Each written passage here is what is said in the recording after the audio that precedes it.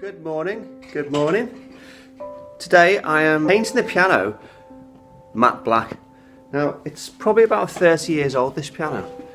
It's made by Barrett and Robinson of London, which is a good brand and it's a good piano.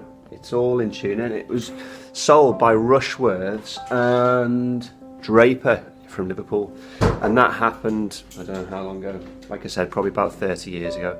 So the plan today is to paint this lovely piece of furniture. Now what I've got to do, I've got to take it apart a bit. It needs a bit of work on this corner, that's falling off. We're taking the wheels off, those bits. I'm going to take the panels off, unscrew all the brass bits. Take this little lock, I'm going to take that off. I'm going to try and find an alternative online. I've seen them on eBay, so I don't think that'll be a problem. And then everything comes off basically, all the panels, so that shouldn't be too hard. It feels like apparently today outside, check the weather, it's about -5. So I'm going to carry it out. I'm going to get my neighbour to give me a little hand, sand it down outside, and then paint it in undercoat. Leave it for a bit till that dries. Very light coating. I'm going to bring it in and paint it with the 2 further coats. We're going for, it's an eggshell, and it's by a company called Farrow. Now Farrow are probably the best for paint of these types of paint for furniture and interior design. Now it's a colour called pitch black, and it's supposed to give a kind of not matte black, but it hasn't got a very high shine. It's more kind of like a sheen to it. So I'm really looking forward to doing those colours. So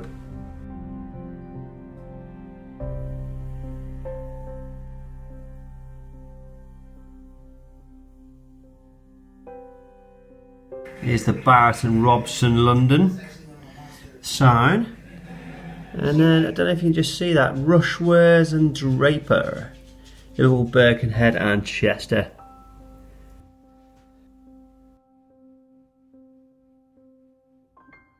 Well, we've got all the bits off the piano. Everything that can be removed has been removed, and it's all here. And what I'm planning to do next is going to sand every panel down, and then I'm going to give it an undercoat.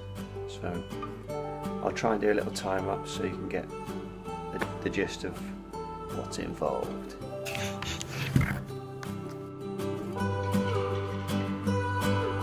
The train just left this town while I'm slowly heading back to my apartment.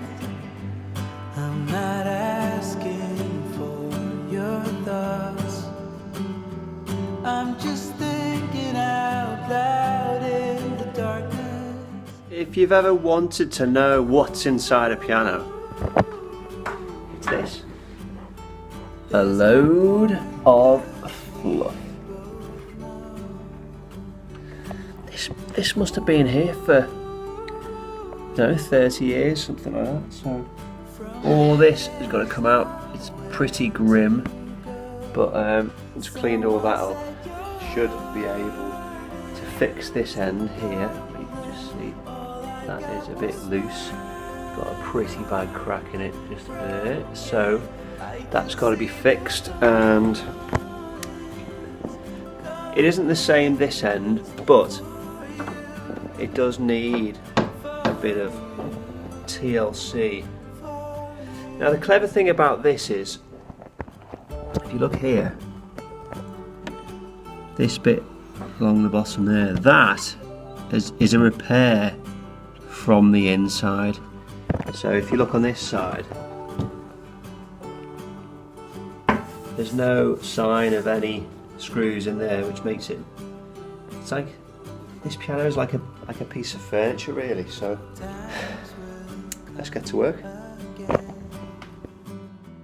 One of the sad things about painting this piano is I'm going to lose this sign. Well, that's what I thought until I had a bit of a brainwave. What I'm going to do, this piece of wood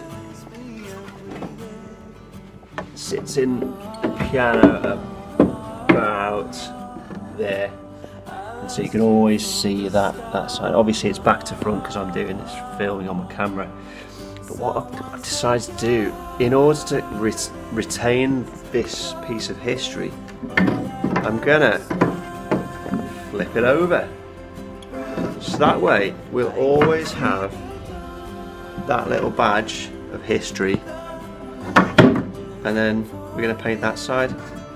The profile here is the same as the profile there, so I've just put a little bit of writing saying new bottom on there, and then I'm just going to flip it over and paint that side. So I'm going to flip it over and paint that side. Well, it's going well so far, but it's extremely cold outside.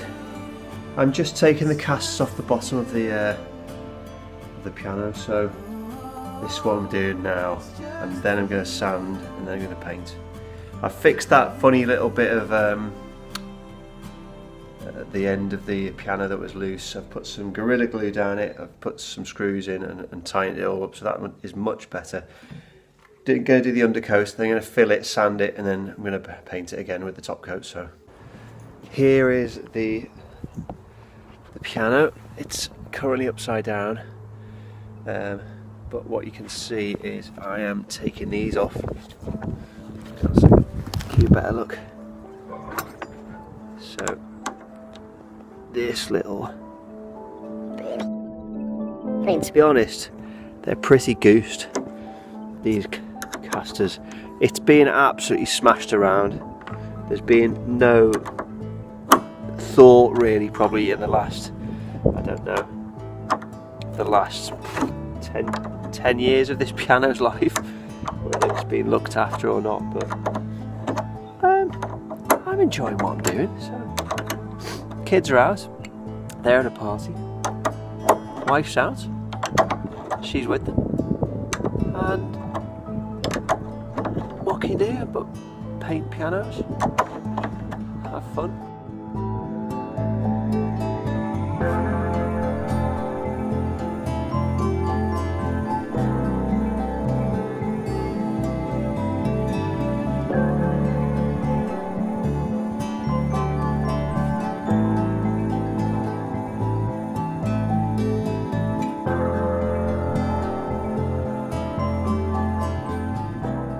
Well, it's day 2 of the great piano transformation. It's right here next to me. The undercoat's all done. I'm just about to start painting the top coat, so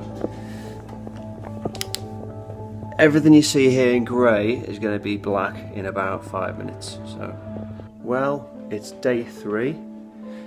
I mean, I haven't spent 3 full days on this. I've just done bits. A couple of hours here, a couple of hours there. We are on the final leg of the piano refurb. Everything is painted now. I'm just doing last coats, last bits and bobs. So everything's had a coat of undercoat. Everything's had a coat of undercoat. Everything's had a coat of pitch black Farrow ball. It looks really nice, doesn't it?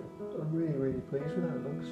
I'm just doing final top coat now. I've done the whole piano with 2 coats of pitch black by Farrow ball, and I'm just about to do second coat on all the panels, and once that's done I've got to leave it till probably this evening, and once I've let it dry all day near the radiator, just so it dries a bit quicker, I'll be able to reassemble it tonight. Now, the next plant, after I've done all this, it looks quite good. I mean, normally you don't see any of the gubbins, any of that stuff, so I've probably painted a bit too much here. We don't need to paint all that, but I just wanted it to be really nice underneath as well as on top, and that way if we ever do decide to clean the underneath of the keys, it's just easily wipeable.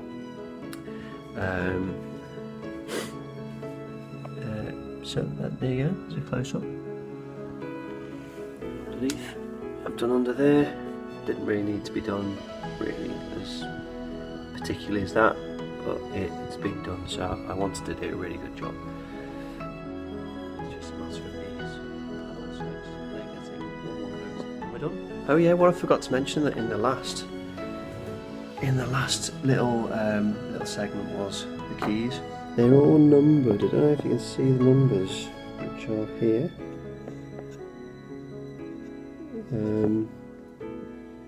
All going up. So I think 86 keys. I've never said I'm a musician. I'm just a wannabe musician. So they're all here. They're all going to get cleaned individually. Each little key is going to have a good clean wipe down on the sides, everything that needs doing, in order to make them look tip top before I reinstall them. That's what's going to happen next after I've done these coats of paint. Yeah. Oh yeah. And then there's some more bits here. These are all the bits of screws and hinges. Put a little bit of this oil on. That's going to just loosen them up. That's going to just loosen them all up a little bit. And once I've finished doing the piano, I'm then going to go onto those bits and give them a good polish with some Brasso. We're on to the final stage now. It's 9 o'clock at night. I did the third coat, so I did an undercoat, and then I did 2 coats of pitch black, and they've dried, and now I'm just reassembling the piano. So I'm just going to do a little time lapse so you can get an idea what's involved.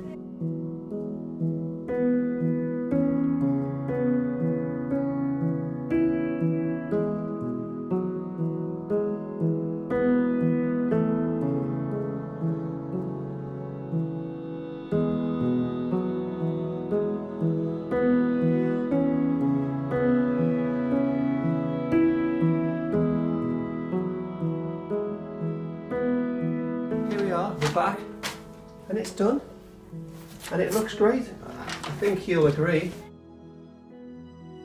I'm absolutely delighted. So polished all the little bits of brass rather, and it's come up an absolute treat. Farrow ball, pitch black, one undercoat, 2 top coats, and it's finished.